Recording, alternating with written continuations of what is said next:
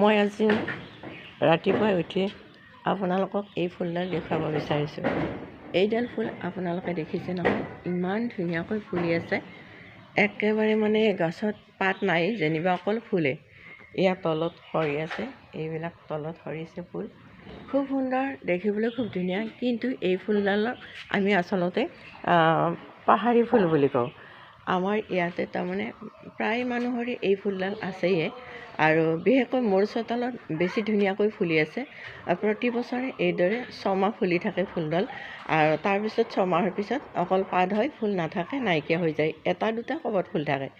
ইমান ধুনীয়া ফুল, মানে তলখনটো ইমান ধুনীয়াকৈ সৰি থাকে, যেনিবা শেৱালি ফুল। শেৱালি ফুলবোৰ যেনেকৈ ফুলি তলত পৰি থাকে, এই ফুলডালো তেনেকুৱা। দেখিবলৈ খুব ধুনীয়া, আৰু মই ইয়াৰে সদায় পূজাৰ কাৰণে লৈ যাওঁ। আমাৰ দুটা মন্দিৰ আছে, মন্দিৰত এই ফুলডালেৰে মই সদায় পূজা কৰোঁ, এই ফুলেৰে।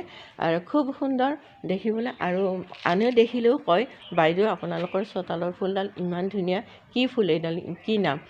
আচলতে নাম বুলি ক'বলৈ গ'লে তেনেকুৱা নাম আমি নাপাওঁ বিশেষকৈ, যিহেতু আমাৰ পাহাৰীয়া ঠাই, পাহাৰীয়া ফুল বুলি আমি কোৱা যায়। আৰু কিছুমান মানুহে কাঠণ্ড ফুল বুলি কয়। দেখিছেনে ইমান ধুনীয়া ফুলডাল, খুব মৰম লাগে।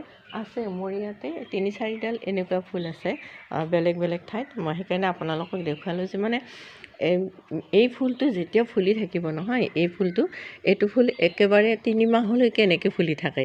3 মাহৰ পিছতে লাহে লাহে এইদৰে সৰি যায়, এইদৰে সৰি সৰি নিজে নিজে। কিন্তু ফুলৰ পাহিবোৰ খুব ডাঠা, এইবোৰ খুব টান ডাঠ হয় ফুলটো, পাহিবিলাক মানে খুব ভাল লগা ফুল।